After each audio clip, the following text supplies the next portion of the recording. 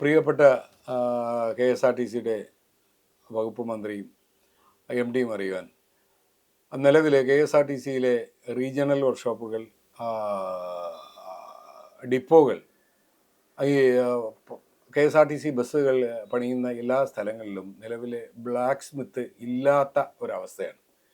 Black Smith ഇല്ലാത്തതിനാൽ തന്നെ ഈ തട്ട് മുട്ട് ഇടി ഈ കാര്യങ്ങൾ നടക്കുന്ന വണ്ടികൾ കെട്ടിക്കിടക്കുന്ന ഒരവസ്ഥ നിലവിലുണ്ട്.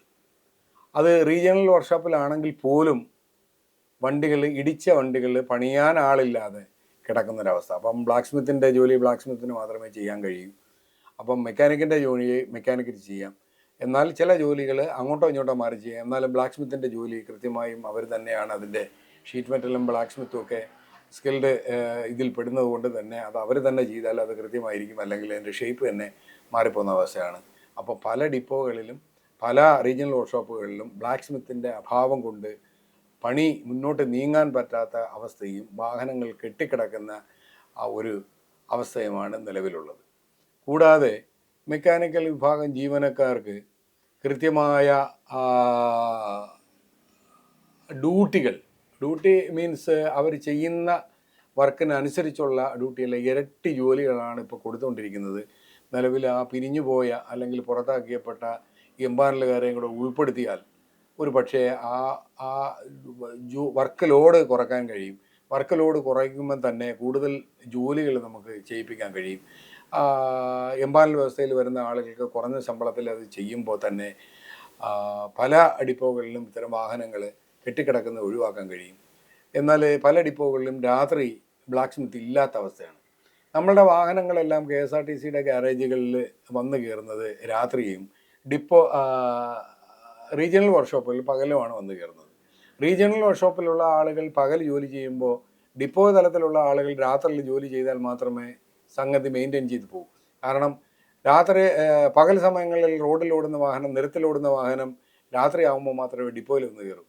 അപ്പോഴാണ് ഈ K S R T C ബസ്സുകൾ മറ്റു ബസ്സുകളുമായിട്ടോ അല്ലെങ്കിൽ വേറെ ഏതെങ്കിലും രീതിയിലോ ഇടുക്കിയോ തട്ടേ മുട്ടുകയോ ചെയ്യുകയാണെങ്കിൽ അതിൻ്റെ ഡാമേജ് രാത്രി കാലങ്ങളിൽ ശരിയാക്കാൻ പറ്റും. പക്ഷേ ഇവിടെ ബ്ലാക്ക് സ്മിത്ത് ഇല്ലാത്തത് കൊണ്ട് അത് ശരിയാക്കാൻ പറ്റാത്ത അവസ്ഥ. ചില വണ്ടികളുടെയൊക്കെ ബാക്ക് ഭാഗമൊക്കെ ഇടിച്ചകത്തോട്ടോ അല്ലെങ്കിൽ കുഴിയിൽ വീണിട്ട് പുറമോട്ടോ ഒക്കെ പോയിരിക്കുന്ന, ഒരു ഷേപ്പും ഇല്ലാതെയൊക്കെ പോകുന്ന പല അവസ്ഥകളും നമുക്ക് കാണാൻ പറ്റും. അത് വണ്ടി കാണുന്ന പബ്ലിക്കിനെ സംബന്ധിച്ചിടത്തോളം അതൊരു മോശമായ ഇമേജ് വരികയും K S R T C സംബന്ധിച്ചിടത്തോളം അതൊരു നല്ല പ്രവണത ആയിരിക്കുകയില്ല. കാര്യം ഒരു ദിവസത്തേക്ക് ഓക്കെയാണ്, പക്ഷേ 2 ദിവസവും തുടർച്ചയായും പോകുന്ന വണ്ടികൾ, കൃത്യമായി നമ്മുടെ വണ്ടികൾ യാത്രക്കാരാണെങ്കിലും പൊതുജനങ്ങളാണെങ്കിലും ശ്രദ്ധിക്കുന്നതാണ്.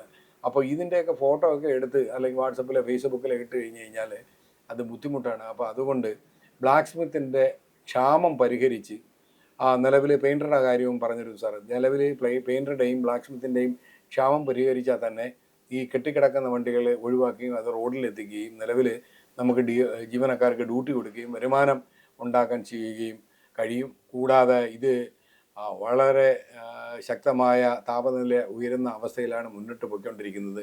അപ്പം വരുമാനം മാക്സിമം കുറയുന്ന ഒരവസ്ഥയാണ് വന്നുകൊണ്ടിരിക്കുന്നത്. അപ്പോൾ പിടിച്ച് നിൽക്കണമെങ്കിൽ ഈ വണ്ടികളെങ്കിലും ഇറക്കിയെങ്കിൽ മാത്രമേ ഇത് പറ്റൂ. കാര്യം ഒന്നാമത് പബ്ലിക്കിൽ റോഡിൽ ഇറങ്ങാൻ പറ്റാത്ത അവസ്ഥയാണ്. കാര്യം ഡെയിലി 3-4 ഡിഗ്രി ചൂട് കൂടുന്നതാണ് കാലാവസ്ഥ മുന്നറിയിപ്പ് പറയുന്നത്. അപ്പം വണ്ടികൾ കൂടുതൽ ഇറക്കി കഴിഞ്ഞ് കഴിഞ്ഞാൽ ഒരു പക്ഷേ നമുക്ക് ഈ വരുമാന ചോർച്ച നമുക്ക് തടഞ്ഞു വെക്കാൻ കഴിയും. അതുമൂലം നമുക്കൊരു വരുമാനം സേഫായിട്ട് നമുക്ക് മുന്നോട്ട് പോകാൻ കഴിയും. അതുകൊണ്ട് ഈ മെക്കാനിക്കൽ വിഭാഗത്തിലെ പെയിൻറ്റർമാരുടെയും ബ്ലാക്ക് സ്മിത്തുമാരുടെയും ഒഴിവുകൾ നികത്താനുള്ള നടപടികൾ സ്വീകരിക്കണം.